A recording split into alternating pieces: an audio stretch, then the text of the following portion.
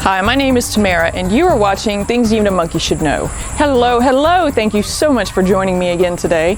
As you know, if you've watched some of my other videos, I'm not a professional anything except artist, but I have learned there are a number of things around my house, and out in my yard, and on my cars that I can do myself, and often save myself time, money, and aggravation. So I hope you have saved those things now too. Today, we are going to build a stand for a dog bowl, so I guess you'd say an elevated dog bowl feeder. Have you noticed if you go out and actually look for one of these, or this has been my problem, either the stand is too big, too small, too short, too tall, or the bowl that comes with it rusts, or insert any number of problems here.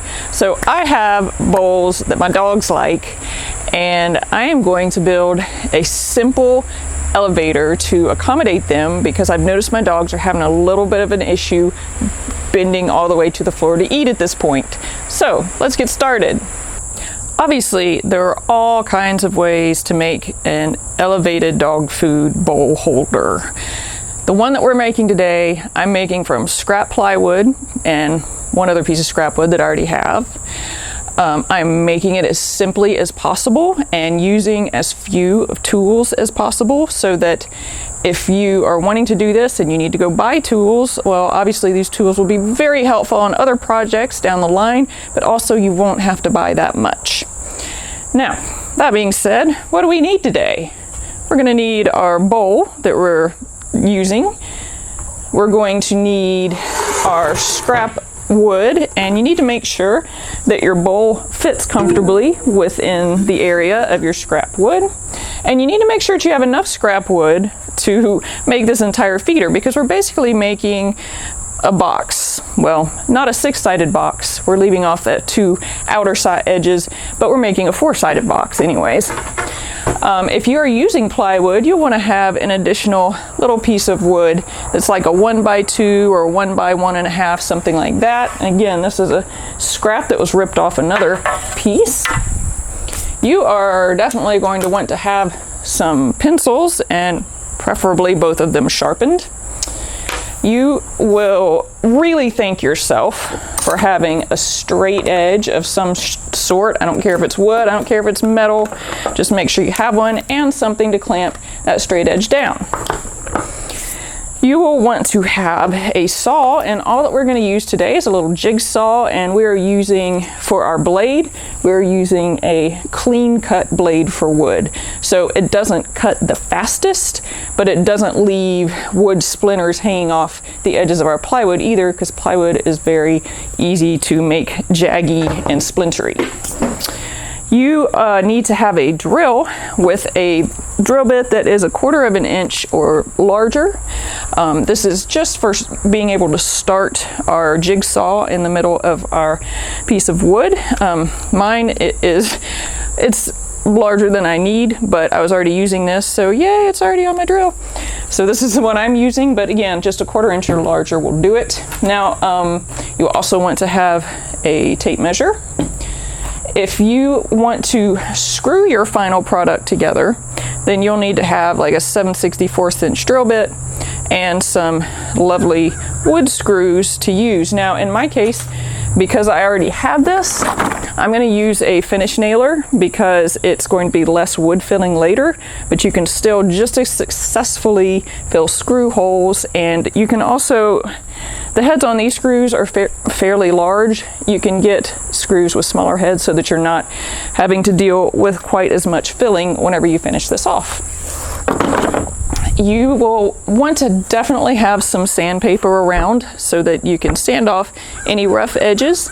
And if you have one already, just keep your palm sander handy because it can make sanding off those rough edges go much more quickly.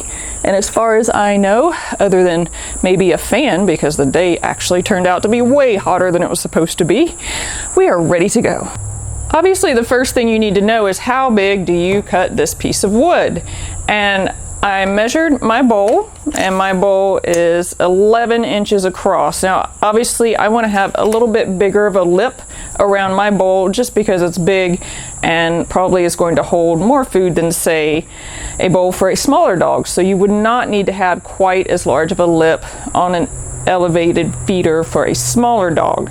In this case, I believe that I would like to have 1.25 inches at the edges, the outermost edges on either side. So since we already have an 11-inch bowl, that means that we need to cut a square that is 13.5 inches. And this is why we have a straight edge. And if you have a measuring straight edge or a triangle, you're going to be ahead of me. So I'm marking 13.5 there. And then I'm going to mark 13.5 over here. Let's go ahead and mark actually all of our measurements so that we can make our lines and then make our cuts.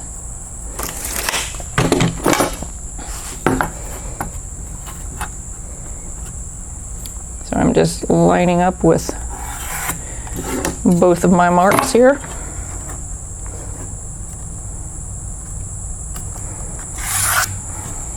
So we've made our straight lines. Now you can either choose to use your straight edge and clamp it and use that to run your jigsaw beside, or you can just freehand it. Just for fun, I'm gonna freehand it.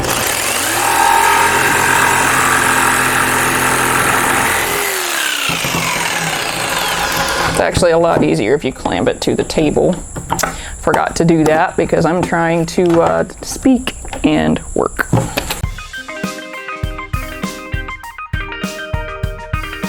Now, what did I forget to tell you earlier that you're also going to need?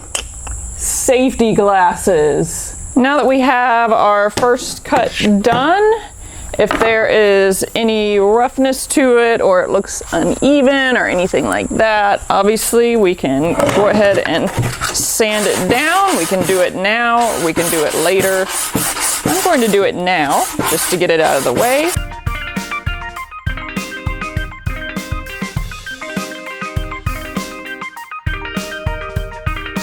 Great, so we have our lovely square cut out.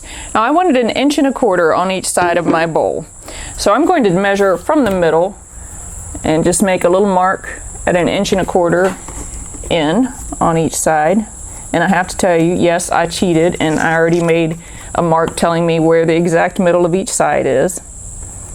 I guess that's not cheating, I just didn't do it for y'all to see because there's only so many times you can watch somebody measure stuff and still pay attention. So now I have my marks and I know exactly where my bowl should fit. And I'm going to line it up between these marks. And then I'm going to draw my circle. Now obviously you would have already previously looked to see which side of this you wanted to use and which side you didn't, right? So even though I have a little bit of stuff to sand off here, I actually really like this side. So I'm going to be using that side. Now, we do not want to cut exactly in this circle because if we do, well, hey, guess what? You're gonna drop your bowl in and it's just gonna fall through. You want to be able to drop your bowl in and have that lip catch. So we want to measure our lip. It is 1/2 inch deep.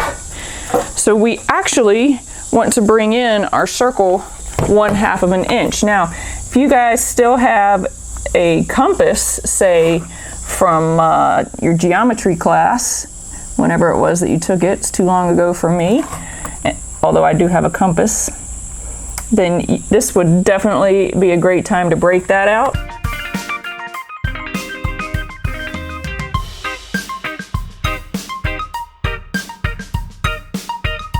Now the next thing that we're going to do is we're going to use our large drill bit and we're going to drill a hole right at the edge of where we're going to be cutting. So this will give us a place from where we can start our cut.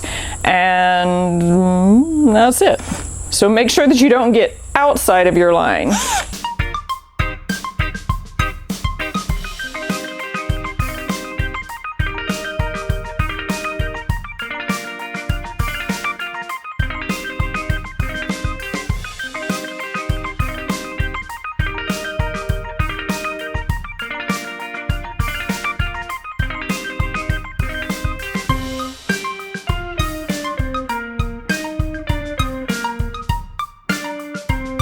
Now that we have our top piece cut, I feel like that is the most difficult piece. We're going to go ahead and cut the side pieces and the bottom. So the bottom piece can actually be the exact same size as the top piece, right? Because what we are going to do is have, and I haven't obviously cut this yet, but the top and the bottom are going to sandwich these sides. So I've gone ahead and I have traced out actually the same size as the top down here on the bottom piece. Now I need to decide, well, how tall do I want this thing to actually be? And it's the side pieces that make that decision. After some trial and error, I figured out that about 1 foot will make the right height for my dog. And so I am using 3/4 inch plywood, 3/4 inch thick plywood. And since I am sandwiching the two bottom pieces as I am, then we want them to be 13.5 inches wide so that we match the same width as the top and bottom. So let's go ahead and mark that.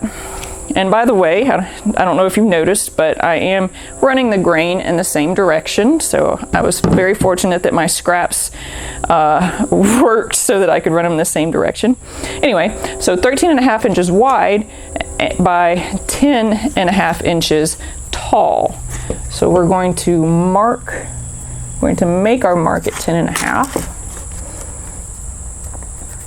And we're going to do that twice. So we're going to make it on 2 pieces of plywood. And I'm actually not going to make you watch me do all of that process, the marking, because y'all know how to mark stuff at this point, and you know how to cut stuff. So we are going to mark and cut, and we're going to meet back here in just a couple minutes. We've got all of our pieces cut, right? So here's our top, there's our bottom. And we're going to be assembling it like this. We're going to be sandwiching these two sides between the top and the bottom. I want to make sure that all of my widths are the same. So I want, obviously, if everything was measured and cut correctly, these should all line up exactly on the edges, which they do. So if they don't, take the time now to sand them down or do whatever you have to do to make everything work. Now obviously these two should be exactly the same size, these two should be exactly the same size, and then these should all be the same width. Now if everything looks good and everything is even, and I know you cut it perfectly. Now if you're like me and you're using scrap plywood, you already know that plywood, or maybe you don't, but you don't want to find it out this way. Plywood, if you screw it or nail it too close to its edge, will actually splinter and potentially fall apart. So this is what our 1x1 or 1x2 or whatever our board is for. It is going to be what we use to put these pieces together. So all that we need is 4 pieces of this piece of wood that are the same width as our feeder. So since we are doing 13.5 inches, we can either mark it using the widths that we already have, but that is actually a little bit of a pain, so I am going to measure it just to make sure that I have everything exactly right.